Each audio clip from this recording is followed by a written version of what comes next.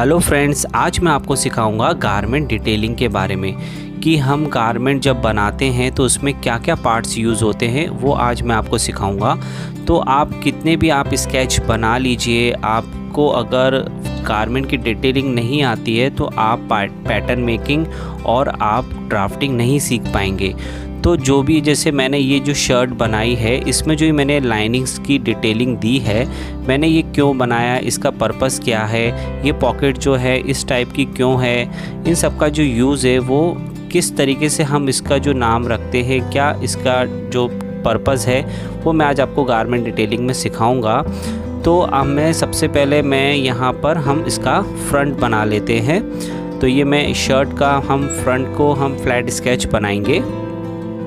Flat sketch मैंने आपको पहले भी वीडियोस में सिखाया है, अगर आपने नहीं देखा है तो इस आई बटन पे क्लिक करके आप लिंक्स पे जा सकते हैं और मेरे वीडियोस देख सकते हैं। तो हम इसका सबसे पहले फ्रंट पार्ट का पूरा फ्लैट स्केच बना लेते हैं, जिससे कि जो भी डिटेलिंग है वो मैं आपको एक एक करके मैं आपको सभी चीज़ें बताता हूँ। तो हम जल्दी से इनको ड्रॉ कर लेते हैं। तो फ्लैट स्केच बहुत ही एक ईज़ी पर्पस होता है, जिससे हमको ये पता लगता है कि जो भी हमने पार्ट इलस्ट्रेट किया है, जो भी हमने डिज़ाइन किया है, उसमें वो क्या क्या डिटेल्स आ रहे हैं। जैसे ये जो हमने इस स्लीव्स पे ये लाइनिंग्स बना रहे हैं, इनका क्या मीनिंग है। ये जो मैं यहाँ पर शर्ट के साइड पैटर्न्स में ये जो मैं लाइन डाल रहा हूँ, इनका क्या मीनिंग है। दोनों का डिफरेंट अलग अलग मीनिंग है, अगर हम इसको एक प्रैक्टिकली पर्पस से हम इसको डिज़ाइन कर रहे हैं। तो ये सभी चीज़ों को मैं ब्लैक मार्कर पेन से इसको हाईलाइट कर लेता हूँ, जिससे आपको अच्छे से और क्लियर दिखाई दे सके। इन सभी चीज़ों का जो यूज़ है आपको फ्यूचर में, जैसे आप जब भी जॉब करने या फिर जाएंगे, एक्सपोर्ट हाउस है, फैशन इंडस्ट्रीज़ में आप वर्क करेंगे, तो इन सभी चीज़ों की जो टर्मिनोलॉजी है वो सब आपको आनी चाहिए। तो इन सभी का यूज़ कैसे होगा, मैं आपको एक स्पेक शीट के थ्रू भी मैं आपको बताऊंगा कि फ्लैट स्केच का यूज़ कैसे होता है। तो देखिए, यहाँ पर हमने कॉलर ये ड्रॉ किया है, और जो कॉलर का ये पार्ट है उसे फ्लैप कहते हैं। यहाँ पे हमने स्लीव भी ड्रॉ किया है और कफ भी ड्रॉ किया है। ये हो गए बटन पार्ट हो गया। तो ये जो यहाँ पर ये जो प्रिंसेस लाइन जो जाती है, इस पे जो मैंने डिज़ाइन डाला है, इसका मीनिंग जो क्या है, पर्पस मैं आपको थोड़े से अच्छे से साइड में क्लियर थोड़ा सा और अच्छे से बना के आपको बता देता हूँ कि इसका क्या मीनिंग है, मैंने ये लाइन्स क्यों डाली हैं। तो यहाँ मैं लाइन ड्रॉ कर लेता हूँ। देखिए, जो ये मेरी लाइन्स थी, इसका पर्पस था कि मैं यहाँ पर एक स्टिच लाइन डालूँगा दूसरे फैब्रिक की, जिससे कि मेरा जो पर्पस है वो पूरा हो जाएगा। मेरा कुछ एक अलग डिफरेंट सा स्टाइल नज़र आएगा स्लीव्स के अंदर, तो मैं यहाँ पर स्टिच लाइन डालूँगा। तो ये देखिए, यहाँ पर इसको हम ऐसे डॉटेड लाइन के थ्रू इसको ड्रॉ करते हैं। और जो अदर हमारा जो प्रिंसेस लाइन वाला पार्ट है, इसको हम पहले तो यहाँ पे पिंटेक्स डालेंगे। तो पिंटेक्स एक टाइप का एक ये भी डेकोरेटिव पर्पस का स्टिच होता है, जिसे गारमेंट्स में डाला जाता है। तो ये हो गया हमारे यहाँ पर जो बटन्स हम लगाते हैं, हमने देखा होगा शर्ट में जो बटन होते हैं, उस पार्ट को प्लैकेट कहते हैं, जिसे अंदर की तरफ फोल्ड करके स्टिच लाइन दी जाती है।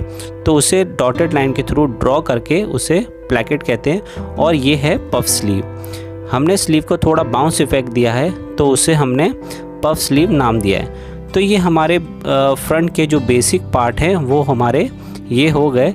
और ये एक जो रह गया है पार्ट, इसे हम बोलते हैं प्रिंसेस लाइन। यहाँ पर मैंने बस्ट लाइन पे मैंने ये डार्ट दिए हैं। डार्ट मैनिपुलेशन के बारे में आपको और मैं वीडियोस बनाऊंगा, वहाँ पे मैं आपको डार्ट मैनिपुलेशन के बारे में बताऊंगा। अभी सिर्फ जो मैं यहाँ पे दिखा रहा हूँ, यहाँ पर हमने डाले हैं डार्ट्स। ये सिर्फ मैंने एक डेकोरेटिव पर्पस से मैंने थोड़ा सा शर्ट को स्टाइल देने के लिए यहाँ पर मैंने डार्ट डाले हैं। तो प्रिंसेस लाइन का यूज़, डार्ट का यूज़ यहाँ पर शर्ट की फिटिंग के लिए जाता है। और ये जो स्लीव वाला पार्ट है, यहाँ पर स्लीव्स को जोड़ा जाता है, तो उसे आर्म होल कहते हैं। तो हमने सभी चीज़ें बना ली हैं। अब मैं इसका बैक पार्ट बनाऊंगा। फ्रंट पार्ट हमने बना लिया है, इसको बैक पार्ट को भी हम ड्रॉ कर लेते हैं पेंसिल से। बैक पार्ट भी उतना ही इम्पॉर्टेंट होता है जितना फ्रंट पार्ट होता है, बस इसमें ये होता है इस पर थोड़ी डिटेलिंग कम होती है। अगर आपको जैसा भी आपका डिज़ाइन है आप उस तरीके से इसकी डिटेलिंग कर सकते हैं। तो मैं आपको बता रहा था कि इनका यूज़ फैशन इंडस्ट्रीज़ में बहुत होता है। जब भी अगर आप एक्सपोर्ट हाउस में वर्क करते हैं तो जो बायर होता है उसकी तरफ से एक स्पेक शीट आती है, उसके अंदर ये सभी चीज़ें मेंशन होती हैं कि ये हमारा आर्म होल कितना इंच का है, ये हमारा कॉलर बैंड कितने इंच का है, ये सभी चीज़ें उस स्पेक शीट में आती है। तो इसलिए हमें इन सभी चीज़ों की जानकारी होना बहुत ज़रूरी है, इसके बिना हमारी डिज़ाइनिंग बहुत अधूरी है। तो यहाँ पर देखिए मैंने यहाँ पर बैक में यहाँ पर भी डार्ट डाला है, वो फिटिंग पर्पस से ही डाला है। और ये हमारा हो गया बैक कॉलर, फ्रंट कॉलर की तरह ही हो गया हमारा बैक कॉलर, और ये हो गया हमारा बैक आर्म होल हो गया। तो यहाँ पर हम लिख देते हैं बैक आर्म होल, और ये हो गया हमारा कफ वाला पार्ट। ठीक है, तो हमने फ्रंट और बैक की बेसिक जो डिटेलिंग मैंने होती है वो आपको बता दी है। इसमें जैसे जैसे आपकी डिज़ाइनिंग होती है उस हिसाब से इनकी डिटेलिंग्स बढ़ती जाती है। तो अब हम यहाँ पे एक लाइन ड्रॉ कर लेते हैं, जिससे मैं अब नीचे इसका लोअर जो पार्ट है पैंट का वो मैं उसकी डिटेलिंग आपको बताता हूँ।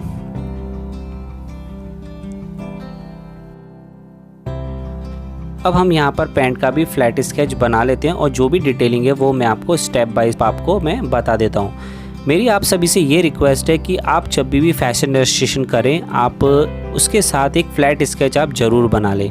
उसका पर्पज़ ये है कि आपको ये फ़ायदा होने वाला है कि आपको जब भी आपकी कोई भी फ़ाइल देखेगा तो उसको ये नहीं लगे कि आपने क्या बनाया है, आपने कुछ भी ऊट पटांग तो नहीं आपने बनाया है, कुछ प्रैक्टिकली आपने ड्रॉ किया है नहीं। तो अगर आप फ्लैट स्केच बनाएंगे उसकी डिटेलिंग वहाँ साथ में लिखेंगे तो किसी भी पर्सन को ये रहेगा कि हाँ आपने कुछ एक मीनिंगफुल एक डिज़ाइन बनाई है, क्योंकि उसको वहाँ सभी चीज़ें मेंशन हो जाएंगी कि आपने पिंटेक्स आपने ड्रॉ डाला है शर्ट में, या आपने कॉलर बैंड कॉलर लिया है, या आपने पीटर पैन कॉलर लिया है। तो डिफरेंट टाइप्स के कॉलर होते हैं, स्लीव्स होती हैं, वो सभी चीज़ें मेंशन हो जाएंगी। तो उस पर्सन को आपकी डिज़ाइन समझने में आसानी होगी। मैं आपको ये इसलिए कह रहा हूँ क्योंकि ये सभी चीज़ें एक्सपोर्ट हाउस यानी कि जो फैशन इंडस्ट्रीज होती हैं उसमें एक्सपोर्ट हाउस में ये सभी चीज़ें बहुत यूज़ होने वाली होती हैं, क्योंकि वहाँ पर जो बायर होता है वो इस पैक शीट में सभी चीज़ों को मेंशन करता है। जो हमारा मर्चेंडाइज़र होता है वो इस सभी चीज़ों को फॉलो करते हुए गारमेंट को डिज़ाइन करवाता है। तो यही सभी चीज़ें आगे आपको बहुत यूज़ होने वाली हैं। तो अभी से आप इनकी प्रैक्टिस करेंगे तो आपको आगे बहुत फ़ायदा होने वाला है। तो ये हम मार्कर पेन से हमने इसको पूरा जो हमारा पॉकेट का डिज़ाइन है उसको भी हम ड्रॉ कर लेते हैं। तो मैं आपको अब पूरा स्टेप बाय स्टेप आपको डिटेलिंग देता हूँ इसकी। ये जो हमारा हो गया स्टाइल पॉकेट का पार्ट, और यहाँ पर हम ड्रॉ कर लेते हैं बटन्स को। ये हमारा बटन जहाँ पर टक होता है, और यहाँ पर जिपर लाइन बनती है तो ऊपर एक कवर लगाया जाता है, तो उसे ये हमने यहाँ पे ड्रॉ कर लिया है। इस पार्ट को जो यहाँ पर बेल्ट लगती है उसे वेस्ट बैंड कहते हैं। यहाँ हम वेस्ट बैंड लिख लेते हैं।